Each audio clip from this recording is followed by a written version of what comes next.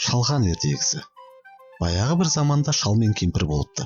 Олардың бақшасы бар екен. Бірде шал шалқан отырғызады. Шалқаны үлкен болып өседі. Бір күні шал шалқанды жерден суырып алмақшы болады. Ары тартады, бері тартады, бірақ шалқанды шығара алмайды. Шал көмекке кемпірін шақырады. Кемпірі шалдан, шал шалқаннан ұстап ары бері тартады, бірақ орнынан қозғалта алмайды.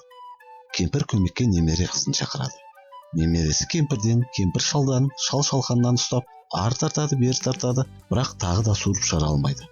Бір кезде немере қызы итін шақырады. Иті қыздың етегінен, немересі кемпірден, кемпір шалдан, шал шалқаннан ұстап ары тартады, бері тартады. Бұл жолы да шалқанды шығара алмайды. Енді ит көмекке мысықты шақырады. Мысық иттің құйрығынан, ит қыздың етегінен, немересі кемпірден, кемпір шалдан, шал шалқаннан ұстап ары жұлқиды, бері жұлқиды, шалқан шықпайды. Сол кезде мысық тышқанды шақырады.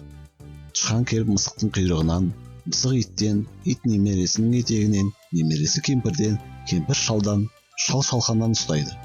Олар тарта-тарта ақыры шалқанды суырып шығарады. Осымен ертегіміз аяқталды.